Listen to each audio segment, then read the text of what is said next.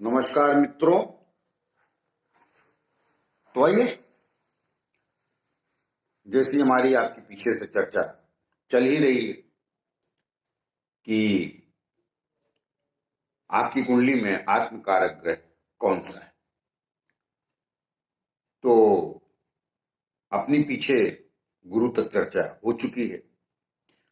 आज बारी है शुक्र लग्न के जातकों की। लग्न ही माफ कीजिएगा, शुक्र जिनका आत्मकारक प्लेनेट कुंडली में होता है उनकी।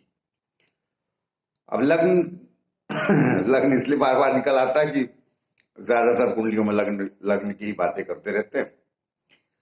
तो आज बारी है शुक्र लग्न की, जिनका आत्मकारक प्लेनेट, फिर वही लग्न, माफ कीजिएगा, शुक्र जिनका आत्मा कारक है, आज उनकी बारी है। तो गुरु तक अपनी यात्रा हो चुकी। तो शुक्र जिनका आत्मा कारक ग्रह हो जाता है कुंडली में, तो वो किस स्वभाव के, किस सोच के, किस विचारधारा के हो जाते हैं, उस पर आज चर्चा करेंगे। इसीलिए मैंने कुंडली में देखे शुक्र के सिवा कुछ लिखा भी नहीं। तो आइए आज बात करते हैं शुक्र आत्मकारक ग्रह के जातकों की। तो आगे बढ़ें उसके पहले छोटी सी प्रार्थना है कि जिन लोगों ने हमारा चैनल सब्सक्राइब नहीं किया है, कृपया वो कर लें। ये प्रार्थना हर वीडियो में आप सबसे करनी पड़ती है। शुरू के कई वीडियो में भूल भी गया, किए नहीं, तो लोगों ने चैनल भी सब्सक्राइब नहीं किया। आप थोड़ा कर भी रहे प्रार्थना करने से। तो आइए, शुक्र यदि आपका आत्मा कारक आपकी कुंडली में है तो आप जानेंगे कैसे। मैंने आत्मा कारक, अमात्य कारक, भात कारक, मात्र कारक, सारे कारक पीछे कुंडलियों में बता चुका हूं। लेकिन चूंकि आज सिर्फ आपके आत्मा कारक प्लेनेट कौन है और वो मुख्य होता है, उसे कुंडली में देखना अवश्य चाहिए। लेकिन आजकल थोड़ा लोग नजरअंदाज करते हैं, लेकिन उसे पूर्ण फल नहीं बता पाता आदमी, स्वभाव का, उसके जीवन शैली का। तो इसलिए मेरा सभी ज्योतिषाचार्यों से निवेदन भी है कि आत्माकारक प्लैनेट देखें भी, और उनकी भी गलती नहीं है। वो आजकल कुछ अति भौतिकता का जो जीवन है उससे समस्या आती है। तो आइए, शुक्र आपकी कुंडली में आत्मा कारक है, आप कैसे जानेंगे। बड़ी सीधी सरल पद्धति है। 1 से 30 अंश तक कोई भी ग्रह एक राशि में रहता है। आप कुंडली अपनी खोलेंगे तो उसमें देखेंगे हर ग्रह का एक अंश लिखा हुआ है। कोई ग्रह 2 अंश का है, कोई 10 अंश का है, कोई 12 अंश का है, कोई 15 अंश का है, कोई 25-26 अंश के भी रहते हैं प्लेनेट, कुछ 29 अंश के भी रहते हैं। मगर 30 अंश तो जैसे कंप्लीट हुआ, 29 समथिंग समथिंग, तो प्लेनेट अगली राशि में चला जाता है। तो आप ये देखिए कि आपका यदि शुक्र आत्मा कारक है तो आपकी कुंडली में सर्वाधिक अंशों पे जो प्लेनेट बैठा है, 29 डिग्री का भी है, कोई समस्या नहीं, वही आत्मकारक है। जो प्लेनेट आपकी कुंडली में सर्वाधिक अंशों पे होगा वो आपकी कुंडली में आत्माकारक प्लेनेट होगा। आपको वो अपने जैसा स्वभाव बना जरूर देगा।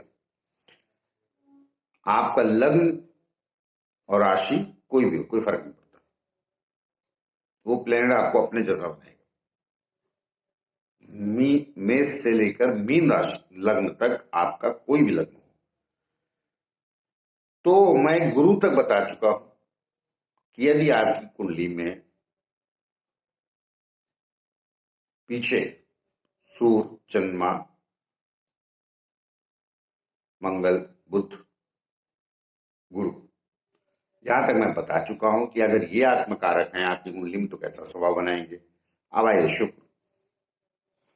अब शुक्र अगर आपकी कुंडली में आत्माकारक अर्थात सर्वाधिक अंशों में अगर आपकी कुंडली पे बैठा है तो यही आत्माकारक ग्रह होगा शुक्र। तो कैसा आपका व्यक्तित्व और स्वभाव बनाएगा।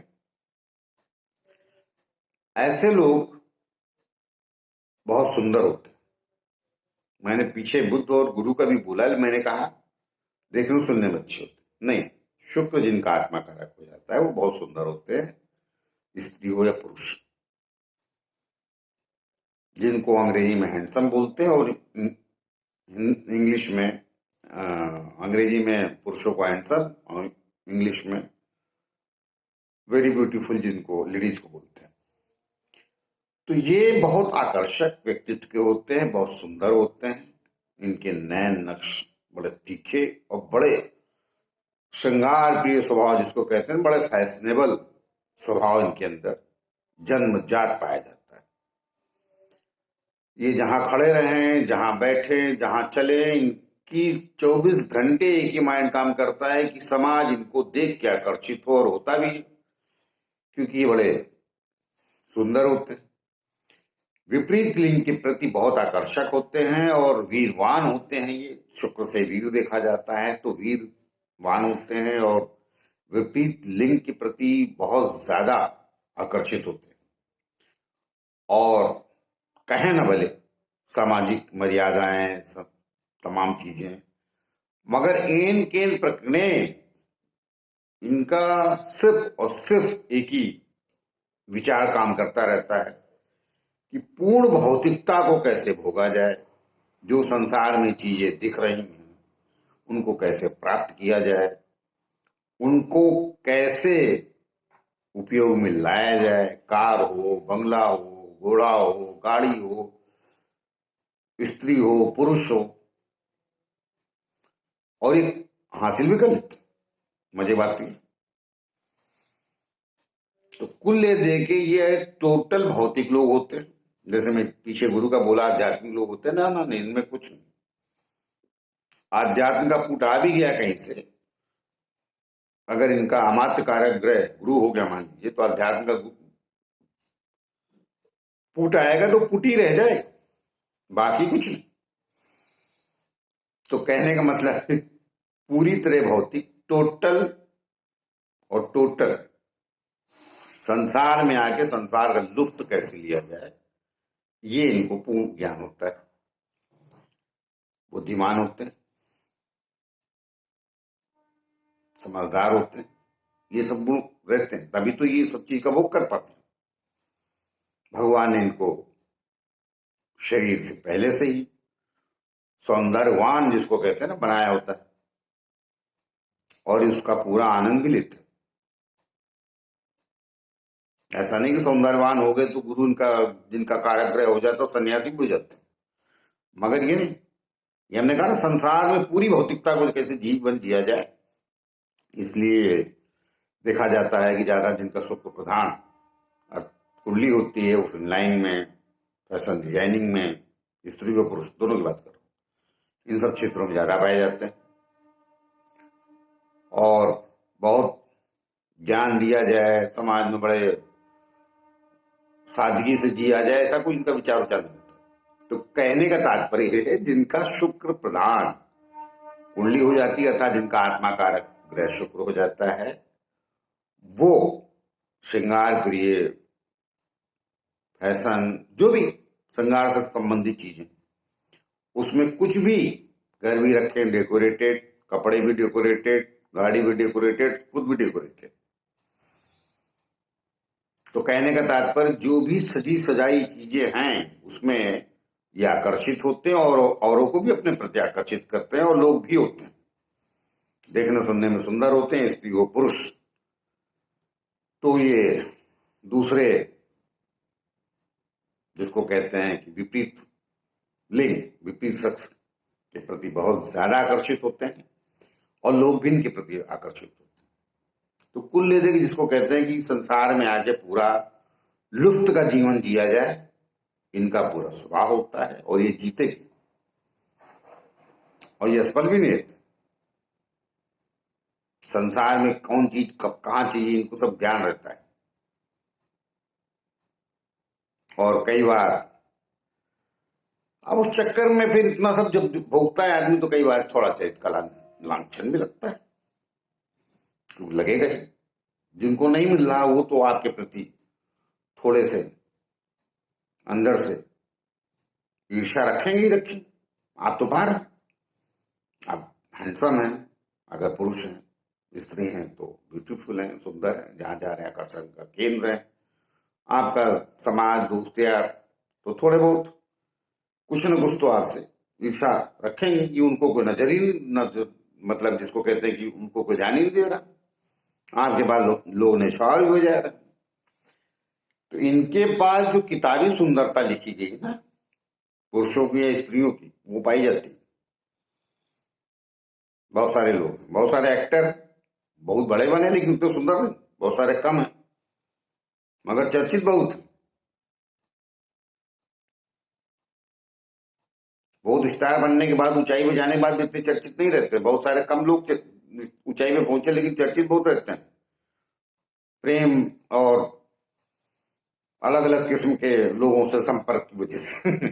तो ये शुक्र प्रधान लोगों का गुण होता है, जिनकी शुक्र प्रधान का तात्पर्य जिनका आत्मकारक शुक्र हो जाता है, जिनकी कुंडली में वैसे ये पाए जाते हैं, और बाकी सब गुण इनके पास रहता है क्योंकि शुक्र ऐश्वर्य, सौंदर्य और भौतिकता में, क्योंकि शुक्र देवों के गुरु नहीं, दैत्यों के। तो कैसा हर चीज का भोग किया जाए इनको जानकारी रहती है। और शुक्र चूंकि गुरु था, गुरु थे या हैं भी, तो ज्ञानी होते हैं। ऐसा कुछ नहीं कि बुद्धिमत्ता की कोई कमी होती है। तो कहने का तात्पर्य अपनी बुद्धिमत्ता से हर चीज सामंजस्य बैठा लेते हैं, लेकिन हर चीज में इनको एक चीज ख्याल रहती कि संसार भोग के लिए है, तो ये भोग में जीवन जीते हैं और उसी में इनको आनंद आता है। हर चीज करते हैं, भोग मतलब सब, हर चीज का नाम लूं कोई आवश्यक नहीं, तो उसका सबका उपयोग करते हैं। इनकी ऐसी सोच होती है। बाकी थोड़े प्लान खराब हैं तो वो मिले ना मिले मगर ये कम में भी अपना जुगाड़ कर लेते हैं, क्योंकि देखने सुनने में पक्का सुंदर होते हैं विदाउट फेल, उसमें कोई दो राय है ही नहीं। चार भाई पाए जाएंगे उनमें ये सबसे अच्छे होंगे, सुंदर होंगे।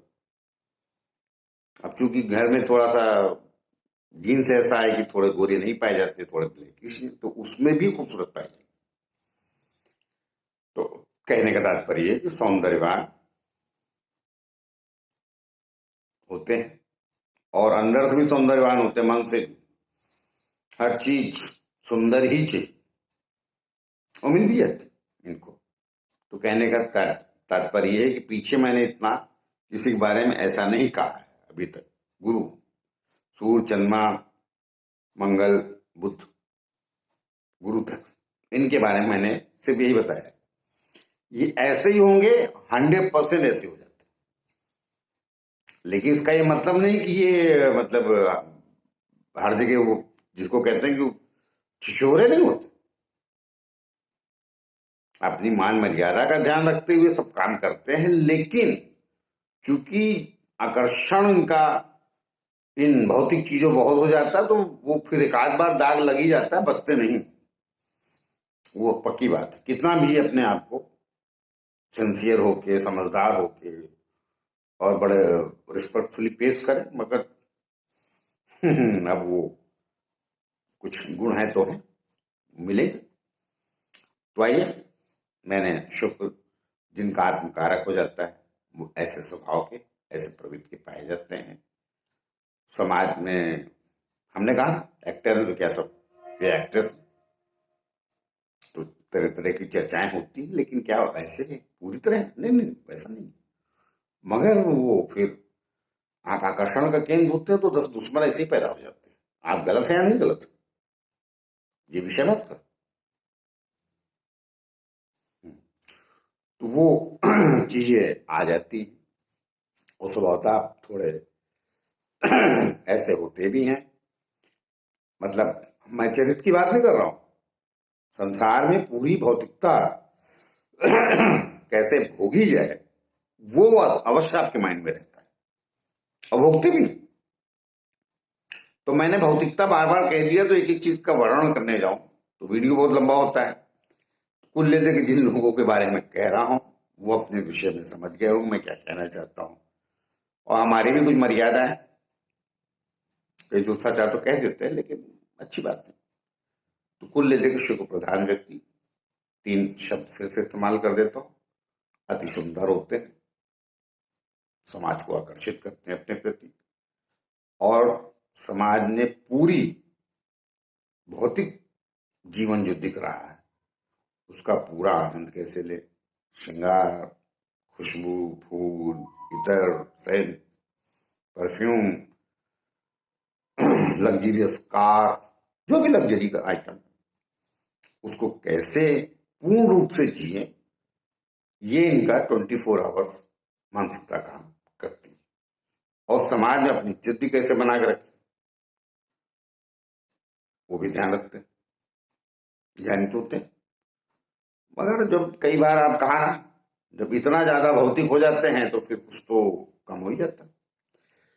तो आइए फिर से प्रार्थना, जिन लोगों ने हमारे चैनल सब्सक्राइब नहीं किया है कृपया कर लें, और जाते जाते यही प्रार्थना है, आइए मिलते हैं अगले आत्मकारक ग्रह की शुक्र तक। हमारी आपकी यात्रा पूर्ण हो चुकी है, आगे बारी है शनि की। तब तक के लिए नमस्कार।